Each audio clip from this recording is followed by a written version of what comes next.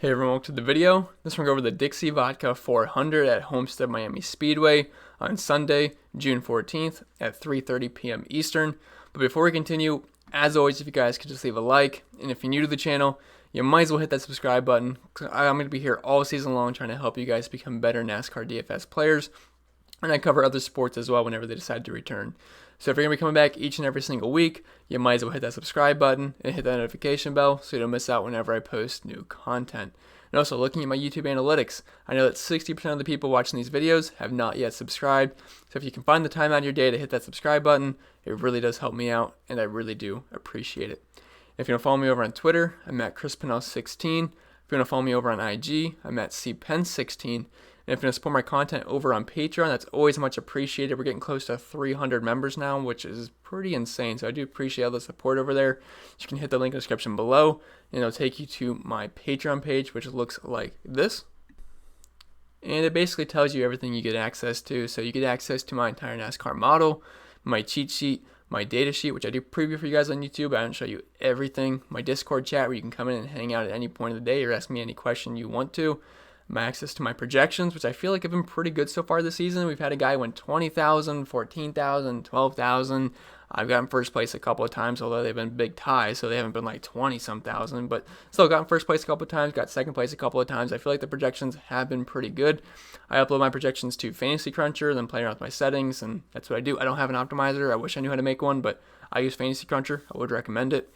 You can access my core plays, my weekly article, which I'm working on right now, should be up pretty soon after I upload my video, my tier rankings, my GVP exposures. So I usually max out the big $10 tournament on Draftkings. Some races I do, some races I don't. Just depends on how I'm feeling that week, but I do most of the time.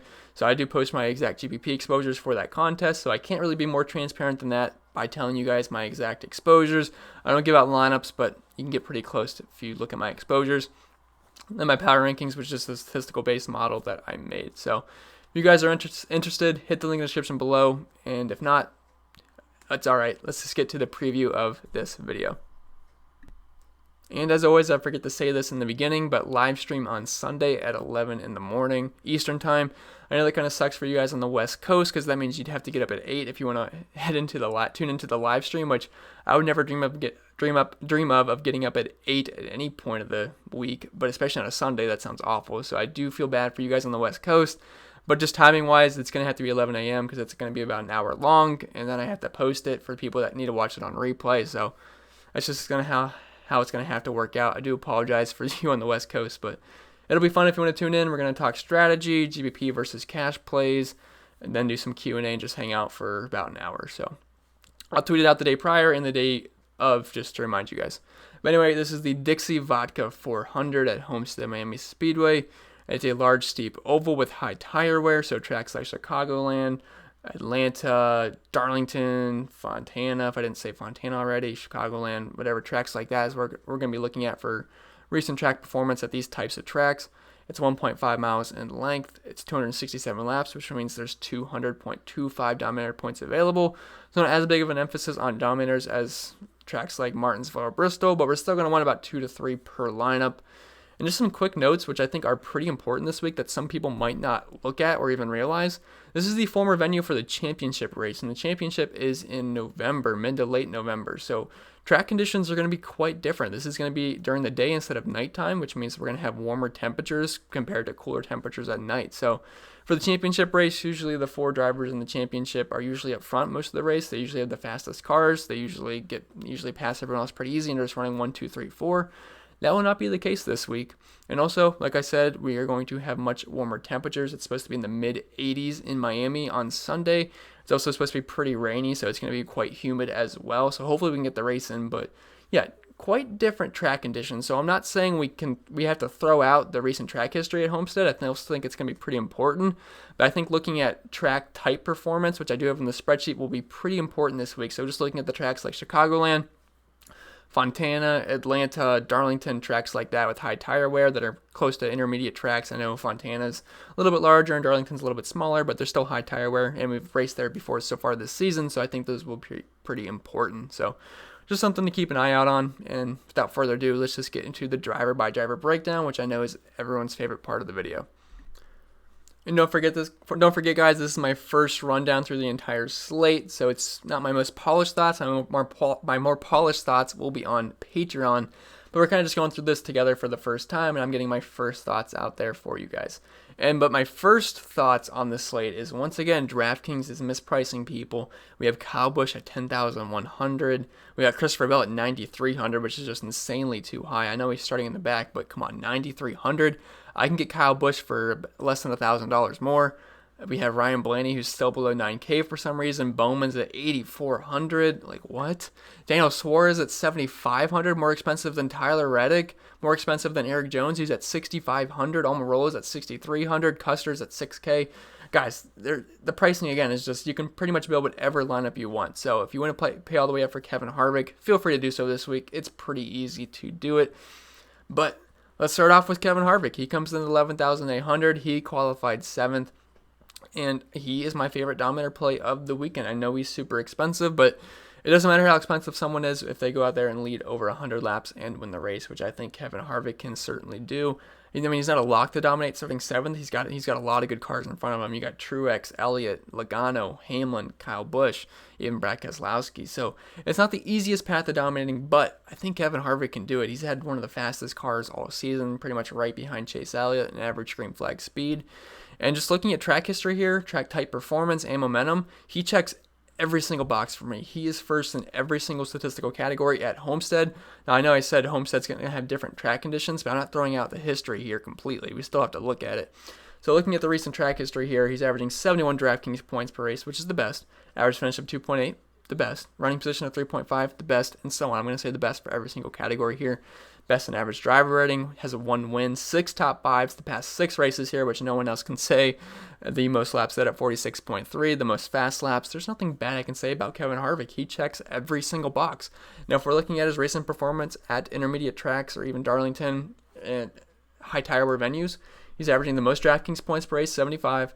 Average finish of 4.6, running position of 5.4, the best driver rating, 2 wins, 8 top 5s, the most laps led, and the most fast laps. There's nothing bad I can say about Kevin Harvick. He also dominated at the first Darlington race this season and at Atlanta as well, which are decently similar tracks, especially Atlanta. Now, if we're looking at current momentum this season, he pretty much tops every single chart, maybe besides 1 or 2, but he's averaging 70 DraftKings points per race, 6.6 average finish, which I think only Keselowski is better at. Best average running position of 6.6, the best drive rating, 2 wins, the most laps led, and the most fast laps. There's nothing bad at all I can say about Kevin Harvick this week. I know he's super expensive, but it's for a reason. I think there's a really good chance he can win this race and lead close to 100 laps if he can get up front. So do like Kevin Harvick a lot. I know he's expensive, but again, you can fit him in easily if you want to, with some really good plays. All right, going down to Martin Truex Jr., who's 11,400. He qualified 6th. He won the race at Martinsville, recovered very nicely, and yeah, I like him a lot. I know he's really expensive, but he's a decent pivot off of Harvick, because I do think Harvick's going to be pretty high owned. I think everyone's going to be looking at track history at Homestead, and everyone's going to want to play Harvick, and everyone knows how good he is. So I think this is going to make Truex a little bit lower owned, because, like I said, pricing is soft, but I'm not sure how easy it's going to be able to fit in a Harvick and a Truex together. But I think they're both solid options. So just looking at Homestead statistics, his numbers aren't going to be good as Kevin Harvick, but really no one is. But he's averaging 45 DraftKings points per race here. Average finish of 11.7, running position of 8.5. Good drive rating, does have a win, 3 top 5s the past 6 races. Has the 3rd most laps led and the 3rd most fast laps. And he's been looking pretty strong recently. He's got a good long run speed car. He usually doesn't have a good short run speed, which I think can be said for most of the Toyotas and JGR, but I think on a long run, Truex can definitely make some noise here. And just looking at track type form the past 10 races, he's averaging the 2nd most DraftKings points per race at 67.1, average finish of 6, average running position of 7.4, 5 top 5s, 8 top 10s, the 4th most laps led, and the 2nd most fast laps. And if we're looking at if we're looking at current season statistics, he's averaging the 3rd most DraftKings points per race at 53.4. Obviously, that race at Martinsville boosted him up, getting over 100 DraftKings points, but numbers have been solid all season. So while I don't like him more than Harvick, I think he's a really good pivot off of Harvick in some lineups, because I'm not going to play 100% of Harvick. So I feel like in the lineups I don't have Harvick, I'll probably be playing some Truex and then mixing in maybe some Elliott and Logano as well. But I do think Truex is an excellent pivot off of Harvick, because I think Truex will come maybe more than slightly, but decently lower owned than Kevin Harvick. But I think both are really solid options. Going down to Chase Elliott, he only has 4 career races here, but he comes in at 11K, and he qualified 5th, and he's had the fastest car all season. He's still first in average green flag speed, and he was pretty fast at Martinsville not last night, but on Wednesday. Just never got up front, which I'm glad because I didn't have any Chase Elliott really whatsoever, so I was very thankful he didn't get up front, but numbers aren't too bad at Homestead. He's got an average finish of 9.5, no wins, only 1 top 5, which is a little concerning, but again, we only have 4 career races here. And his car is just insanely fast this season. We know how fast Chevys have been. Hendrick Motorsports has been blazing fast, although they've been taking a little dip recently, which might be a little bit concerning. Maybe the Toyotas are starting to catch up. Mostly Truex, I think. But Kyle Busch has had a fast car. Just last week he kind of got screwed because of the brake issue, and then he never got the free pass. But they might be catching up a little bit. They haven't had any practice, so it's going to be taking them longer than it usually would, but I still think they might be catching up. But still, Chase Elliott has had the fastest car of the season. He was extremely fast at Martinsville, but he has not led any laps yet at Homestead. 0 laps led per race, only 6.5 fast laps. If we're looking at his track type form at these types of tracks, he's got an average finish of 13.6, only 32 DraftKings points per race, average running position of 11, the lowest drive rating in this tier, no wins, 2 top 5s, 4 top 10s, not many laps led or fast laps, so that's a little bit concerning. Looking at this season's statistics, though, I mean, obviously we can't knock him whatsoever. He's been elite so far this year. 53.1 DraftKings points per race, average running position of 7, average drive rating of 111.4, which is second best, only behind Kevin Harvick. 5 top 5s, 1 win, 7 top 10s, a lot of laps led, a lot of fast laps, second in fast laps, so I think Chase Elliott's fine. I don't think he's going to have much ownership at all. I think people are going to play Harvick. I think people are going to play Truex. I think people are going to be split on Logano and Hamlin because they're starting on the front row. Then Kyle Busch comes in at 10,100, and Kyle Busch will be high owned pretty much every single slate, especially at this price tag. So I know you burned a lot of people on Wednesday, but I think people are smart enough to be able to go back to the Kyle Busch while knowing that was a big outlier race. So Chase Elliott, I think he's going to be pretty low owned, and if he's going to be low owned, I wouldn't hate being overweight just because of how fast he's been this season. So he's fine. It's just I do prefer Truex or Harvick this week. But it's not like I don't like him at all. I'm going to have ownership on him for sure. Joey Logano, he comes in at 10,700. He's starting second. I think the biggest question of the week is, who do you think's going to win this restart? Is it going to be Logano or is it going to be Hamlin? Hamlin on the pole at Homestead, he's got it a couple of times, and it really hasn't worked out too well for him. But let's talk about Logano first. So Logano has been much better at Homestead than Hamlin so he has had that working in his favor. He's averaging 54 DraftKings points per race compared to Denny Hamlin's 37.6. He's got an average finish of 6 compared to 9.5 for Hamlin. Average running position of 5.5 compared to 8.1. 103.4 drive rating, which is second best. Does have a win, 4 top 5s, which Hamlin has 0 top 5s at Homestead. The past 6 races, 5 top 10s, leading a large chunk of laps. So I do like Joey Logano. I think I like him more than Denny Hamlin. It would not surprise me if Logano beat him on the restart because, like I said, it seems like JGR's got slow, like short run speed, but they come alive longer in runs.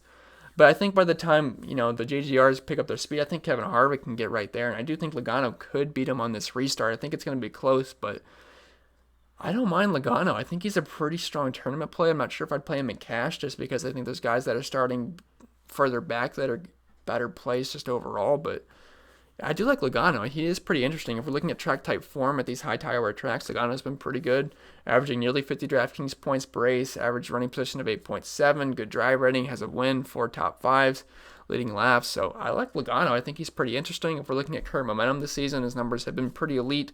2 wins, 104.3 drive rating, 7.6 average running position, a lot of second most laps led. Obviously that Martinsville race boosted that up a little bit, but Logano's been fine all season, and I do think I like him more than Denny Hamlin.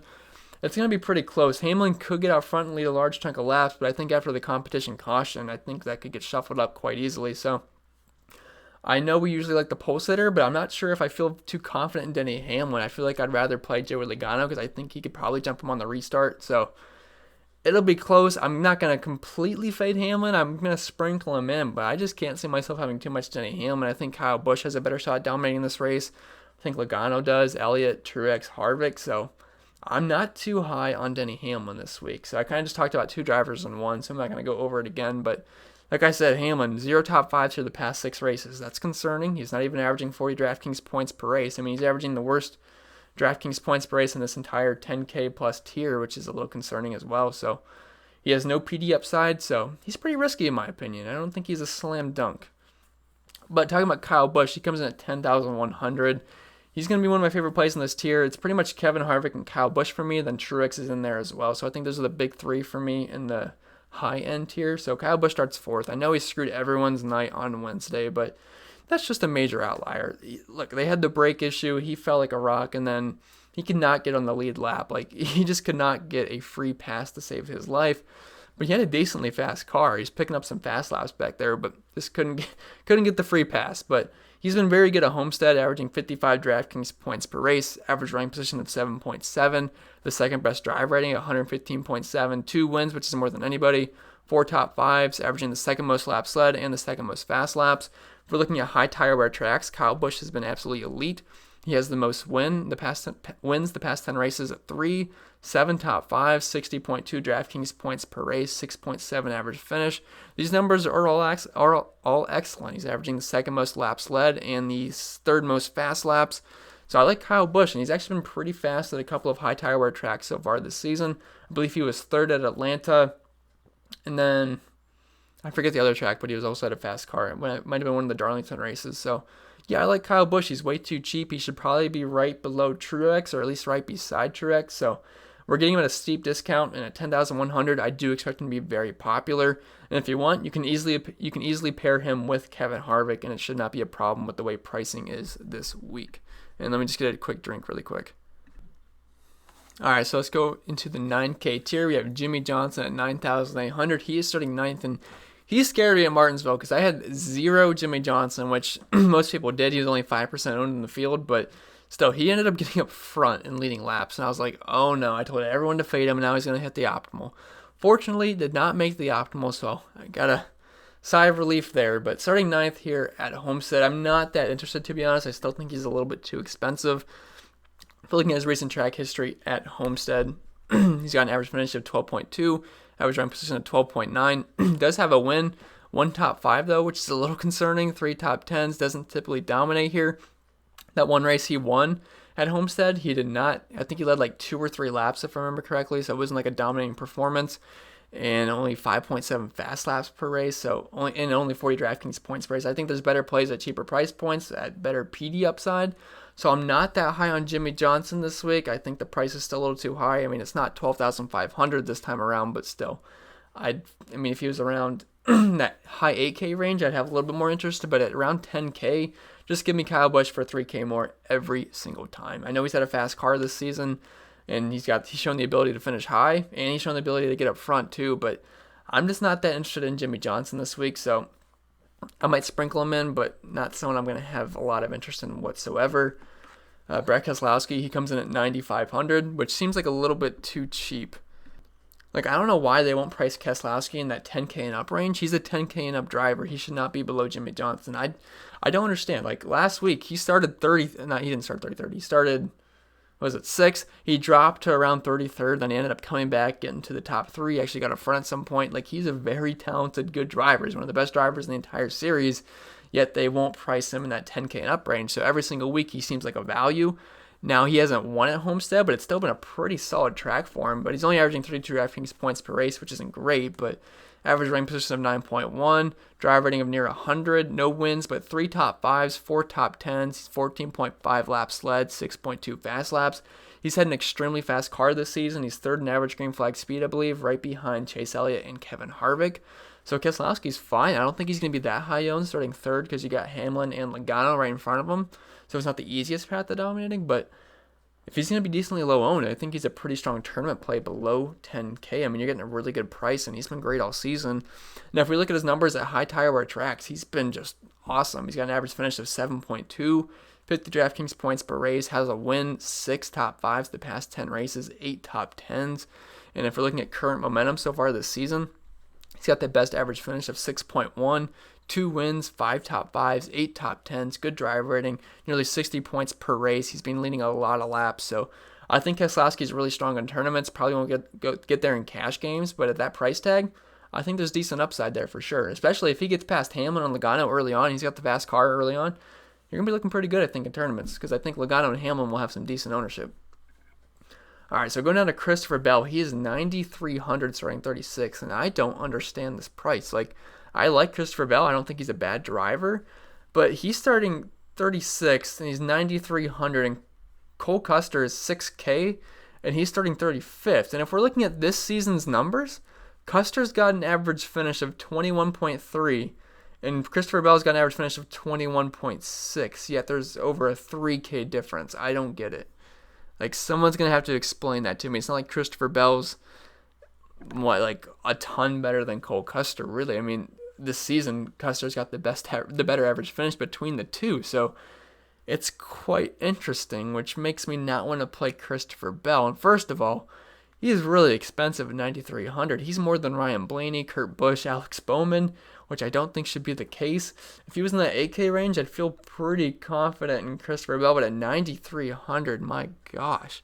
What if he does top 15? He's around 50 DraftKings points, which obviously we'll take, but Cole Custer has similar upside, and he's 3,300 cheaper, so I don't think Christopher Bell is going to grade out too well in projections for me. I don't think I should fade him, but if you want to fade him at that price tag, I wouldn't blame you because, my gosh, he doesn't have any dominator potential.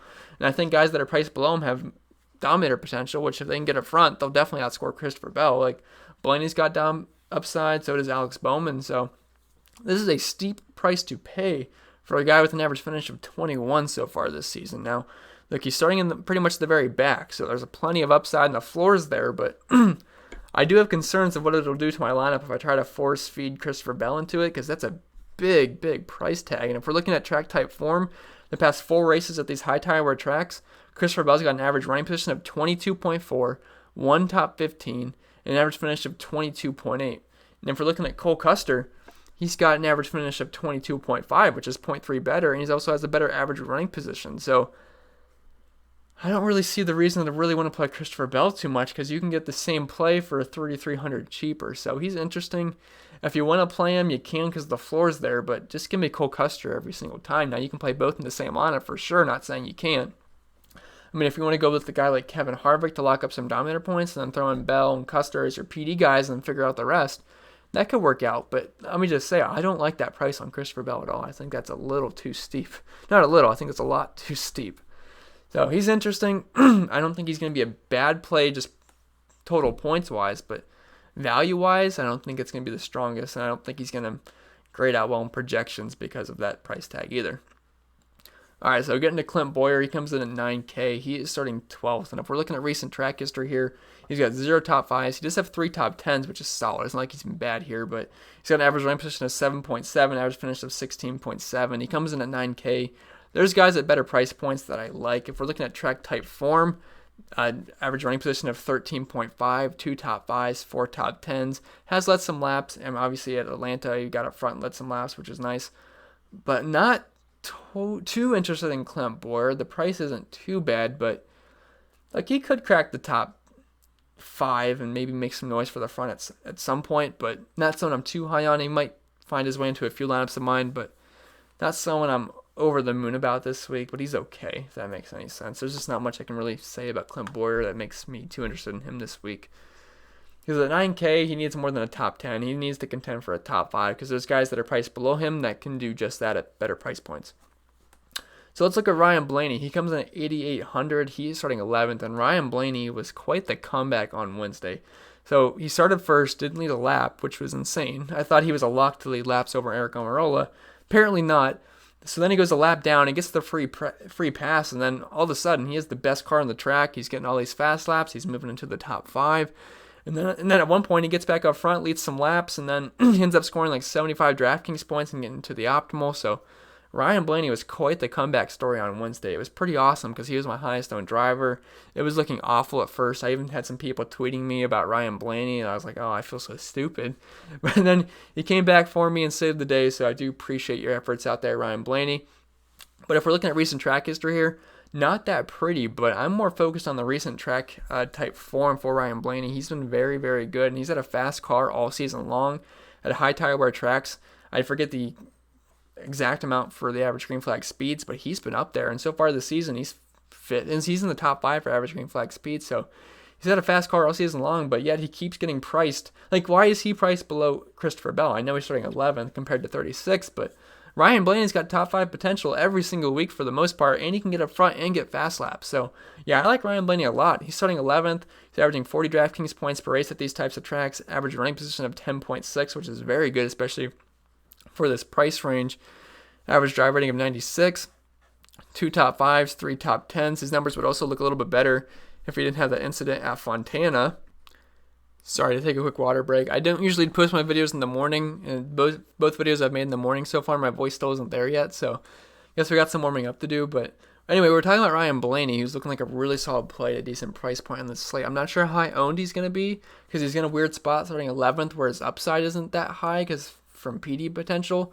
And his price is actually a little bit up there compared to recent weeks, but he's just been so good. He's been in the optimal quite a few times recently, so he might have some high ownership, but he's had a fast car all season long. He's my personal favorite driver, so I'm always a little bit biased on Ryan Blaney. I feel like I play him every single week, but I mean, he was second in average green flag speed at Fontana, almost won that race. Him and Alex Bowman were like the best cars all race long, and looking at some other tracks, I don't have the average green flag speed off the top of my head, but he's been up there all season long. So I think Ryan Blaney is a pretty solid play. He's been really good at these types of tracks, so I'm not sure. I don't know if you'd call him a cash play, but he's definitely really strong in tournaments. I don't think he's the worst cash play because he's only 8,800, which honestly, he could be close to a 10K driver. That's just how good his car's been this season. But I think he works better in tournaments because of his starting spot, but he can certainly crack the top 5 for sure. Kurt Busch, he comes in at 8,600. Now, his numbers at Homestead, he's got an average running position of 12.9. No top 5s, though, only 1 top 10. So I'm not too excited about Kurt Busch just by looking at recent track history. But again, I'm putting a little bit lower emphasis on track history this week just because of the different track conditions, and it's not the championship race anymore, which does change a lot. So if we're looking at track type form, it's actually much better for Kurt Busch with an average finish of 9.7, average running position of 11.1. No wins, but 3 top 5s, 5 top 10s. He's starting 10th. Now, there's not a lot of room for PD upside, but he can certainly crack the top 5. He's had a fast car all season long, so I do think Kurt Busch is fine for tournaments. Wouldn't get there in cash games, but the price is pretty nice. In this season, he's got an average finish of 8.7, 3 top 5s, 8 top 10s, which is up there with Keselowski for the most top 10s so far this season. So Kurt Busch has been very consistent. You're also getting him in a mid-8K price range, so I think Kurt Busch is actually a pretty strong play for tournaments. Wouldn't call him a cash game play, though, at that price tag. Alex Bowman, he comes in at 8,400, and he might be one of my more favorite plays on this slate, actually. He's better suited for tournaments, but he's 8,400 at a high tire wear track, which he's absolutely crushed. I mean, he's crushed large ovals, and he's been crushing high tire wear tracks. So Alex Bowman makes a ton of sense for me this week. Now, his recent track history at Homestead is not good, but again, I said I'm putting a lower emphasis on that this week just because of the different conditions, and it's not the championship race anymore. So let's just skip that. We know the numbers are bad for Alex Bowman, which might keep people lower on him. But looking at the track type form, Bowman crushes. I mean, he's averaging nearly 50 DraftKings points per race, average finish of 11.8, average running position of 11.9, 2 wins, which is tied for the second most with Kevin Harvick, I believe. Yeah, with Kevin Harvick. 3 top 5s, 4 top 10s, averaging 23.9 laps led per race, 16.4 fast laps. Now, he's been very hit or miss so far this season, but he's dominated some high tire wear tracks so far this season. At Fontana, he scored over 100 DraftKings points, won that race. At one of the Darlington races, he led over 160 laps, if I'm remembering correctly. Pretty sure it was one of the Darlington races. And he's just been really good at high tire wear tracks. He's had a really fast average green flag speed so far this season at them. So he was first in average green flag speed at Fontana. So I think Alex Bowman is actually a pretty strong play at 8,400. I think he's one of the better tournament plays on the slate because he's starting 8th. And, he's got to pass guys like Elliott, Logano, Hamlin, Busch, Keselowski, Kevin Harvick, and Truex, which is not an easy task, but this is the track that suits him well. I mean, high tire wear track, and he's just been so good at them. So Alex Bowman, I think, is a very strong tournament play. We know he's been fast all season long. Looking at his average fast laps so far this season, he's at 24.8, which is fourth most, only behind Elliott, Truex, and Harvick. And he's been averaging 36.6 average laps led per race, which is only behind Logano, Chase Elliott, and Kevin Harvick. Sorry about my voice. But yeah, I think Alex Bowman, he is way too cheap this week, and I think he's one of the better plays on the slate at that price tag. You can easily slot him in as a third dominator in your lineups and 3 dominator builds, because you're not going to be able to probably play like a Harvick, Truex and a Kyle Busch in the same lineup, so you're probably looking at maybe like a Harvick, Busch, Bowman lineup. You can certainly do that because you got Harvick at a really expensive price point, but Kyle Busch is underpriced, as is Alex Bowman, so you can certainly do that for a 3-dominator build. I think that's totally fine. All right, so dropping down to Matt Kenseth here, he is 8,200. He is starting 20th, and look, the recent track history here will look pretty darn solid. He's got an average finish of 6.8 in 5 top 10s. But again, I'm throwing Matt Kenseth's numbers out the window so far when I've been looking at recent track history this season because it's just not the same. He's in a different car. He's been retired. And so far this season, he's just not been that impressive. We're looking at current momentum. He's got an average running position of 20, average finish of 20.6, averaging less than 20 DraftKings points per race, which is literally the worst until we get to Ryan Preece. So and he's priced at 8,200, which again, so he's not screaming as a good value. He has 1 top 15, 3 top 20s, average drive rating of below 70. So I have really no interest in Matt Kenseth. He is starting 20th, so there is room for upside, getting in a top 15, but he just hasn't really shown that ability. He's got an average running position of 20 right where he's starting. So I'm not that interested in Kenseth. I'd rather play Bowman. I'd rather play MDB and Byron. So I can't really see myself having much Kenseth, if any. But going down to a guy I actually like a decent amount this week is Matt DiBenedetto. He is 8K, and he is starting 23rd, and he was great at Martinsville on Wednesday. That's pretty high on him, so I'm glad he ended up having a pretty good race. Penske as a whole was looking really, really strong. I know he's not officially Team Penske, but he's an affiliate with Wood Brothers Racing. And now we're looking at recent track history at Homestead. We got to throw it out for Matt DiBenedetto. If we're looking at recent track history at Martinsville, it was also trash, but I also said throw it out the window. It's a much different scenario now. Again, track conditions are going to be different here at Homestead, and DiBenedetto is in a much better car now, in the 21 car for Wood Brothers Racing, which is the best equipment he's ever had. So just completely skip his recent track history here, and I'm going to kind of skip the track type form because we don't have too much data on him and his new car. So let's look at current momentum this season. Current momentum, he's been a top 15 car. He has an average running position of 14.1, average finish inside the top 15, 1 top 5, 3 top 10s, 6 top 15s, 8 top 20s, I think in 10 races. So I'm liking Matt MDB here quite a bit. He's averaging 30 DraftKings points per race. I think he can crack the top 15.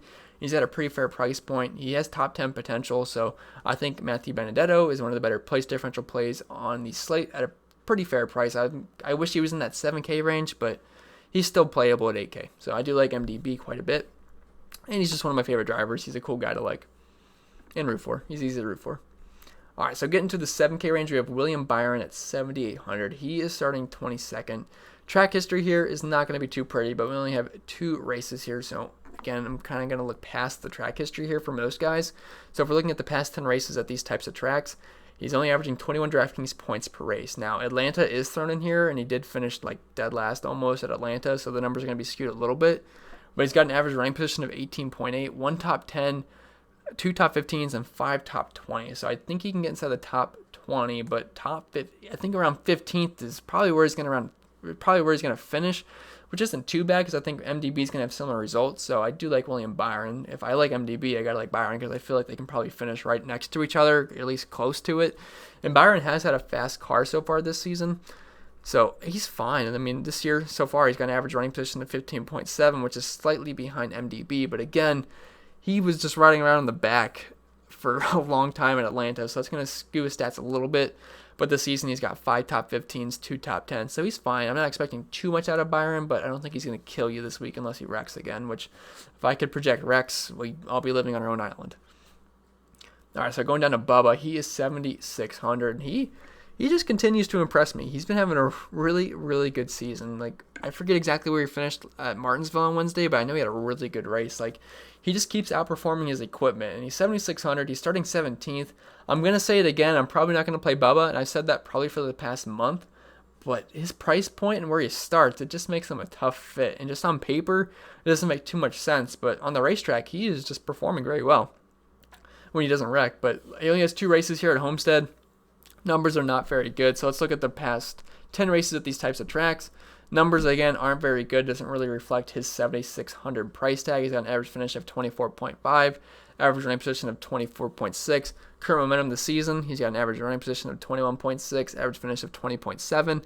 I'm not too interested in Bubba Wallace so far. I mean, he's racked up 5 top 20s this year, but at 7,600, there's some guys that are priced below him that are much, much better plays this week, like Tyler Reddick, for one, stands out a ton to me. So I'm not going to be too interested in Bubba Wallace. Maybe he makes a lineup, but I don't really see it happening. Not too high on Bubba, even though he's a really, he's just a cool guy in general, but not liking Bubba this week at that price tag. So now we got Daniel Suarez at 7,500, which just makes no sense to me. For some reason, DraftKings loves Suarez. I don't know if they realize he's in a lawnmower now compared to a Stewart Haas car, but I don't know. Someone's not getting the memo over at DraftKings because Daniel Suarez should never be priced above Tyler Reddick, Newman, Ty Dillon, Eric Jones, Almirola. Like, come on. Come on. Why is he priced that high? Like, Cole Custer starting 35th. He's got an average finish of almost 10 spots higher than Suarez this year, yet he's 1,500 cheaper. I don't get it. I don't understand the pricing on Suarez. But let's just drag him down really quick. So he's starting 37th. He's in a lawnmower. Even when he was in Stewart Haas equipment, he was not good here. He's got an average finish of 26, average running position of 18.4. But now if we're looking at his current statistics and his new car, or lawnmower I should say, he's got an average running position of 28.2, average finish of 26.4. Yeah, he could probably move up close to 10 spots, but at 7,500, I can get Reddick, who has legit top 10 potential, at 7,300, starting 24th. So it's going to be a pass for me on Suarez. His upside's very limited, and his car sucks. So don't like Suarez, which I'm sure you guys knew that already. But Tyler Reddick, he is 7,300 starting 24th, and he is going to be one of my favorite plays on the entire slate this weekend. And I expect the field to think the same thing. I think he's going to be extremely high owned. First of all, he's cheaper than Daniel Suarez, which is a joke. He's cheaper than Bubba Wallace. He should be around mid 8K if we're being honest.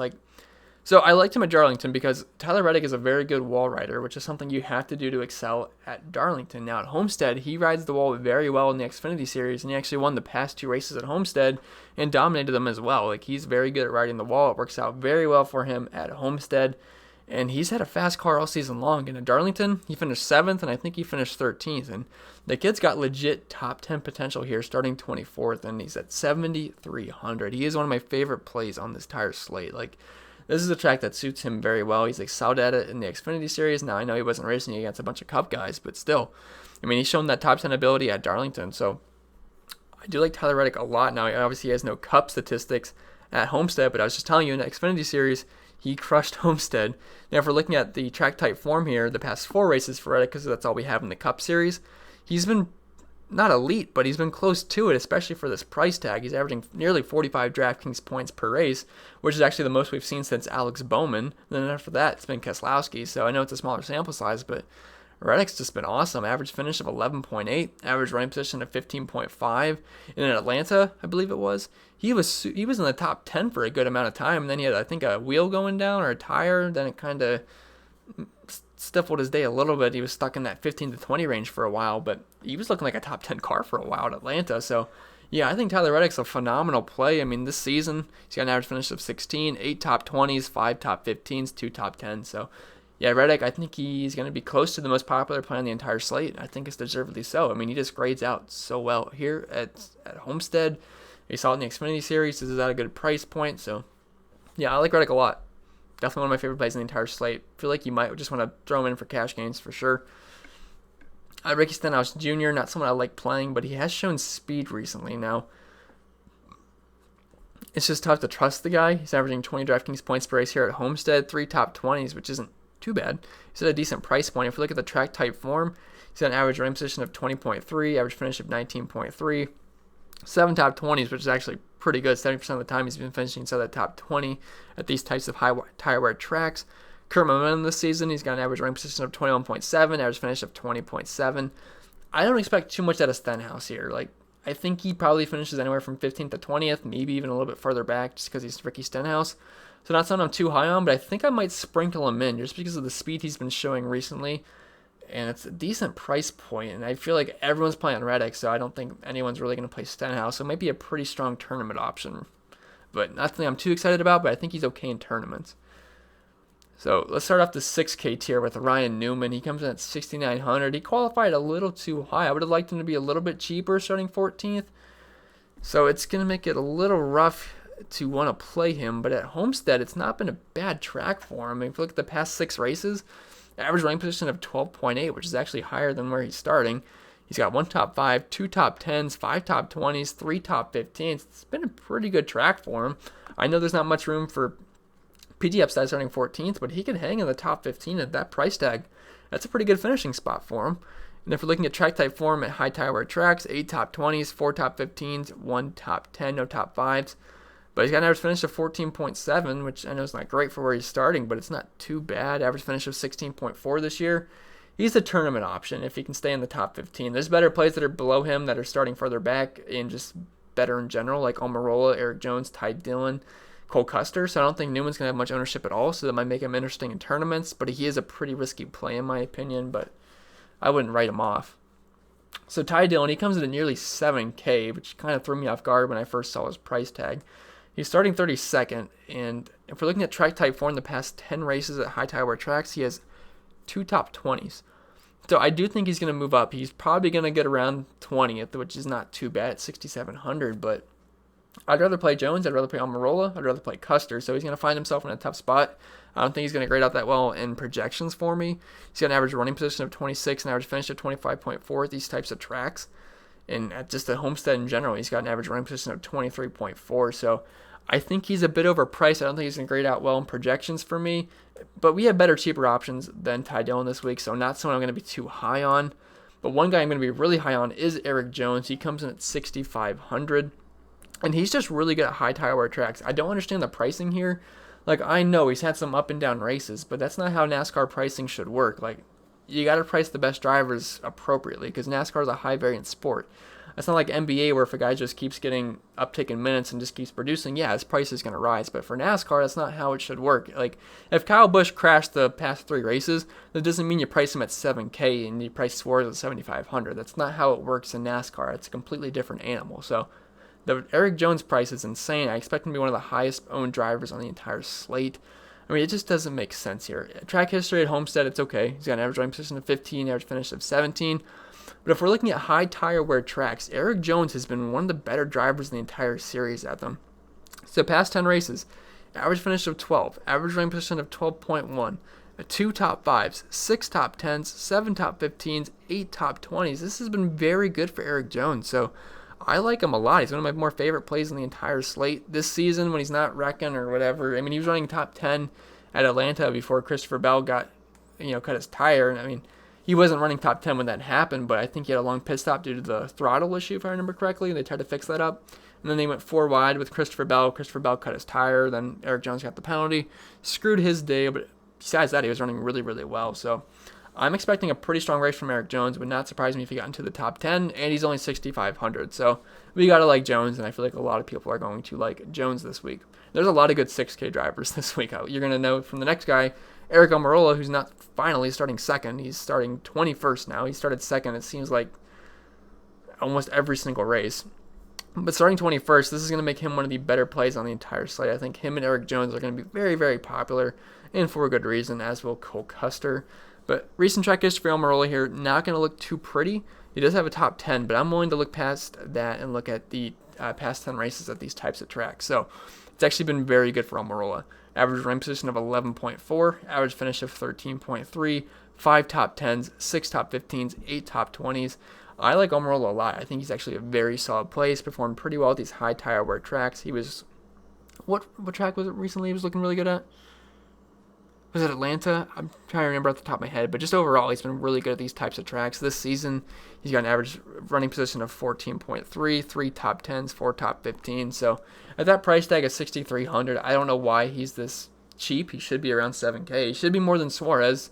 A lot of these guys should be more than Suarez. So these guys are going to grade out as extremely good values in most projection systems, and he grades out really well in my projections. So yeah, Eric Almirola, he's a fantastic play this weekend.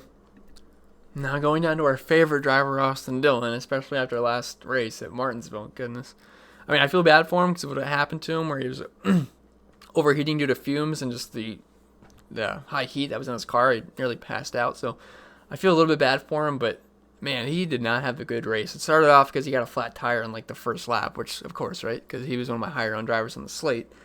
And of course, you get a flat tire for lap 1, of course, right? But he's okay. I mean, he's been pretty good since the NASCAR restart. Before the last race at Martinsville, which I'm willing to throw out the window just because, look, if you get a flat tire on the first lap, what are you going to do? I mean, it happens. But since the NASCAR restart, he's got an average finish of 11 if you throw out the last race. And at Homestead, this has been a pretty good track for him. He's got an average finish of 13.5, average running position of 14, drive rating of 83, which is actually pretty darn good. 5 top 15s the past 6 races, that's really good, and 1 top 10. So I think Austin Dillon's actually a pretty solid play this week. I don't think anyone's going to play him because, for one, he screwed everyone last week. And also, I should note, his wife, I guess that I didn't really see anything about his wife having the baby yet, but that could still be a factor this weekend, so that's something to think about. I really didn't think about that till just now, because I feel like the longer we go on, the closer it'll get. So I guess that could be another scenario. It's Austin Dillon might have to leave the race, so we'll have to keep that. We'll have to look out on Twitter for news on about that. So let's just assume he's going to race. This has been a very good track form, like I was saying. If we're looking at the track type form, he's got an average running position of 16.5, average finish of 16.3, 6 top 15s, 1 top 10. So I think Austin Dillon's solid. He's definitely good in tournaments. Would not play him in cash games because you got Custer cheaper, then you got Almirola and Jones right above him, and they're much better plays in my opinion. But Austin Dillon in tournaments, he should be pretty low, and he should be below 10% if we're being honest, just because of the guys that are right around him. So I think he's actually a pretty strong tournament play. And if he can get in the top 15 and say Almirola and Jones bust, you might be looking pretty good in tournaments. So I think he's a good tournament play, but cash games, no thank you. A little bit risky, but 6,200 is a pretty fine price for him for a guy that can get into the top 15, which he's done 5 times out of the past 6 races at Homestead. So yeah, Dillon's okay. Cole Custer, I expect him to be one of the highest owned plays on the slate because he is 6K. I mean, I kind of touched on it earlier, but he is 3,300 cheaper than Christopher Bell, and he's gotten a better average finish so far this season. He's been better at these types of tracks. So I don't understand why DraftKings priced them so differently. Like, why is there a 3,300 price difference here? I'm not going to go over the stats because I already talked about them with Cole Custer, so I'm not going to bore you again with the same statistics I talked about 20 minutes ago or 30 minutes ago. This is going to be a pretty long video, but Custer just makes so much sense this week. I mean, you can probably close to lock button the guy. I never recommend locking someone in, but starting 35th, I mean, outside of, I know people can wreck, so that's why I'm saying you should never lock someone in NASCAR, but if he doesn't wreck, I don't see how he won't make the optimal here unless someone around his other price range just goes completely off. But starting 35th, I mean, he's got so much upside here. I mean, if he can get a top 20, it's close to 50 DraftKings points, which, look, if him and Christopher Bell finish the exact same, Christopher Bell won't be nearly as good of a play as Cole Custer. I mean, you could potentially play both, but just if I had to pick one, it's Cole Custer. It's not even close. I mean, look, 3,300 cheaper doesn't make sense to me. So yes, Cole Custer, one of the best plays in the entire slate. Now, going down to the 5K range, this is where it kind of stops getting fun because there's not much guys to talk about. Corey LaJoie, I'm going to pass on. Just the numbers are not good here. He's starting 26. No thank you. There's better plays. I'd rather play Ryan Preece. Now we only have 2 races at Homestead. They were not impressive. If we're looking at track type form, he's got an average finish of 28.3, which is, again, is not really that impressive. Average rank position at 24.7 is not too bad. He's only 5,700, starting 33rd. He can get a top 25. It's possible. I don't expect too much out of Ryan Preece, though. I think the upside's a little bit limited. I'd much rather play Cole Custer. Timmy Hill, I will never play Timmy Hill. Chris Buescher, I'd have interest if he wasn't starting 13th. I mean, I don't see him getting a top 15. And if we're looking at track history here, he's got an average finish of 20.8. That would give you, on average, 7 place differential spots he's losing, just if he gets his average finish, which I'm not saying he's going to get his exact average finish, but just averages. And if you're looking at the track type form, he's got an average finish of 19.7, average running position of 21.2. He has 1 top 10, 1 top 15, 5 top 20. So, I mean, he's going to lose a few spots, but if he can hang inside close to the top 15, that's not terrible at 5,500. I just think the upside's pretty limited. Johanner Nemechek, again, I like him, but starting 18th, he's just starting too high. Past 5 races of these types of tracks, he's got an average finish of 23, average rank position of 26.5. Just don't really see the upside in Johanner Nemechek. I'd rather play Michael McDowell, who, again, they just keep mispricing Michael McDowell for some reason. I don't know what they have against McDowell. He should not be cheaper than Timmy Hill, which I guess everyone else almost makes sense, but McDowell starting 30th. Look, he's been pretty good so far this season. He was running in the top 10 at Martinsville, which I know is a completely different track than this one, but he's been pretty solid. And was it Atlanta? He was, 5,100 at Atlanta? He was having a pretty strong race there. Now, the numbers aren't going to be pretty for McDowell, but they're not bad at this price tag at all. He's got an average finish of 24.2 at these types of tracks, average running position of 23.9, 23.7 average finish at Homestead, average running position of 26.4, averaging nearly 30 DraftKings points per race here. I don't hate McDowell. I think he's going to be your favorite punt play once again. He's been our favorite punt play the past 2 weeks, and it's going to make it a third here. So, yeah, McDowell, he's my favorite option down low, and that's the lowest I am willing to go. I'm not going to play McLeod. I'm not going to play Houff. I'm not going to play Gus, Poole, Bilicki, or Yaley. So McDowell, he's going to be the lowest I want to go, 5,200, and he should be able to allow you to fit in whatever you want in your lineups. But that's pretty much going to be it for this video, guys. If you made it all the way, let me know in the comments below. I love seeing the people that make it all the way because that's pretty impressive, and I do appreciate you guys watching until the very end because these are very long videos. That's going to be it. Follow me on Twitter if you want. Follow me on IG. Support my content over on Patreon. It's much appreciated. Going to have my article up pretty soon. I'm going to go outside in the patio and work on that now. But yeah, I'll see you in the next video. Live stream on Sunday at 11. And yeah, see you in the next video.